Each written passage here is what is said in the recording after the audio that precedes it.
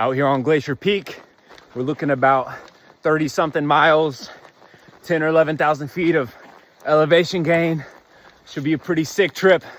So day one starts off with us signing the register for the climb.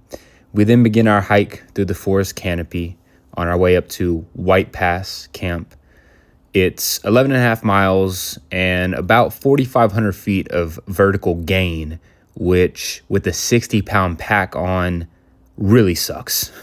During this time, we were bushwhacking, we were getting rained on, and overall just kind of having a miserable time. After a few hours of hiking through the forest canopy, we got our first glimpse of the alpine meadow we were heading up to.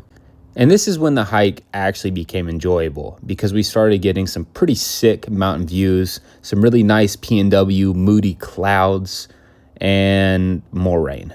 But personally, I didn't really mind the rain. It was nice to keep us cool, although with the rain, it did bring more clouds, which soon took out any visibility that we did have. It's fucking wet and cold. Got my breakfast skillet. Got Drew over there.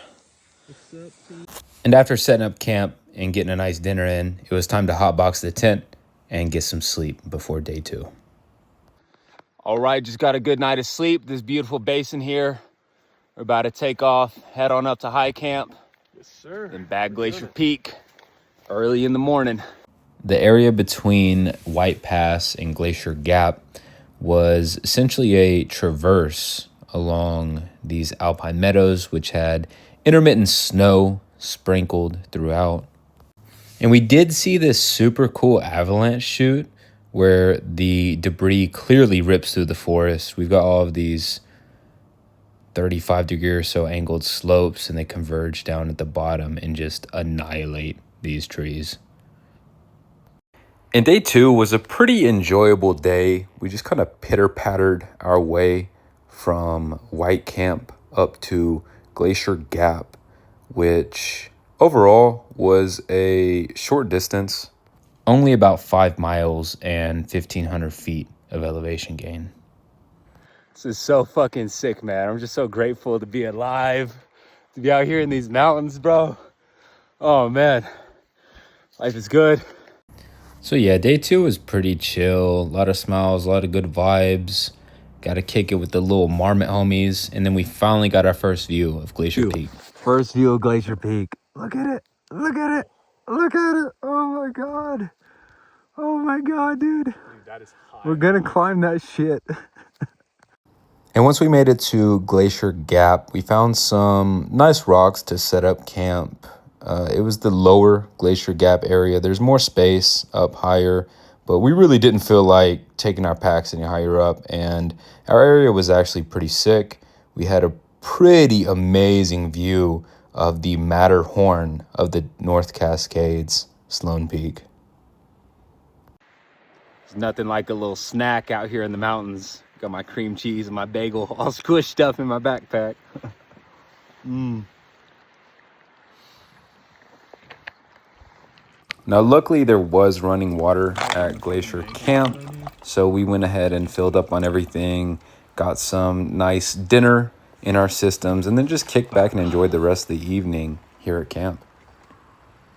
Now, naturally, I found some boulders to tinker around on. This is my V0 first ascent, and the name of this boulder problem is buns, because damn, does my ass look good. And let's be honest, you know I was up there cracking apples. Goated ass trail snack. Get your apples in. All right, all cozied up here in the tent. It's about 9 p.m. Looking at a 1 a.m. wake up time tomorrow, so about to get 3-4 hours of sleep, wake up, summit Glacier Peak, and hike out to the car. So a good 23 miles, 3,000 feet of elevation gain, 9,000 feet of elevation drop. Gonna be a long day. All right, 1 a.m. in the tent. Got some creme brulee for breakfast. What you munching on, Drew? Peanut butter and banana oatmeal with some cinnamon. It's a little fruity. Let's go. Fruity as fuck in the tent together. Cuddled up because it's cold, man. I'm freezing my cock off. Now, we started our summit push off at 1:30 a.m., 4th of July morning, and noticed something pretty amazing soon after, which was that we could visibly see the northern lights over Glacier Peak. You can see that green hue even picked up in the video here. You can also see a thick layer of clouds, which we would soon find ourselves encapsulated in. But honestly, we really didn't mind this one bit. Vibes were high, and Drew and I were both excited to be bagging our 5th and final Washington volcano together. Now, we followed this ridge until we made it up to the Gerdine, or however the fuck you say it, glacier, and decided that it was time to go ahead and rope up. Now, at this point, it was 4 in the morning, but already looking fairly bright. And here you can see Disappointment Peak, which is so perfectly named because I definitely thought it was Glacier Peak. Felt like a dummy when I realized it. But the amazing alpine views and stunning sunrise absolutely made up for any disappointment I had, realizing that there was more climbing to do behind Disappointment Peak. So we kept on going up the Gerdine Glacier to this little saddle to the right of Disappointment Peak and took ourselves a much needed break. Sometimes when you're climbing these tall mountains, you get a little altitude sickness. What I recommend you do is light up a cigarette. It helps. Yeah, so the only thing that fucking cigarette helped me with was letting my helmet slide down the mountain into a crevasse. Damn. Yeah. No! Oh shit! Fuck! No! No! Dude, we some fucking Gumbies. God damn it. Yeah, so just a friendly reminder to always secure your belongings whenever you are on the side of a mountain, because there are crevasses and cliffs. And from here, we had a pretty chill last 1,000 feet up to the summit of Glacier Peak. Summit of Glacier Peak! Woo! Let's go! Oh, fuck yeah, dude!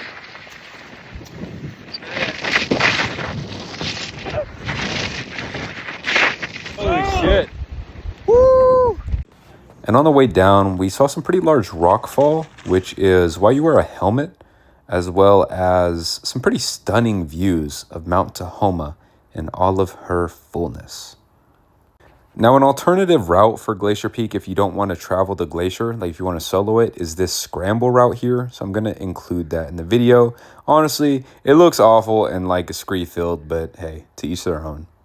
And after the summit, we had a couple hours of fairly boring walking back down to our camp. Just made it back down to camp. Been climbing for the last 8.5 hours or so. Gonna get some food, relax. Then we've got 16 miles to hike out, bro. Oh, I'm not ready. So yeah, overall, Glacier Peak is actually one of the funnest volcanoes to climb in Washington. Probably the second most enjoyable behind Rainier, in my opinion. I really enjoyed the variety of terrain from the forest canopy to the alpine meadows, towards the actual alpine, the snowfields, the glacier, the rock scramble. I mean, it has it all, including a beautiful shitting spot down at White Pass, which has this amazing view of Sloan Peak. I mean, just look at her. Wow. Stunning.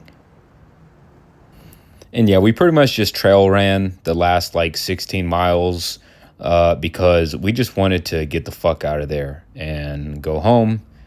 Most rational people would probably spend a third night there at White Pass so that they didn't hate themselves every step of the way back to the car. Now, stat-wise, we did 39 miles, about 28 hours of moving time, and right under 12,000 feet of elevation gain.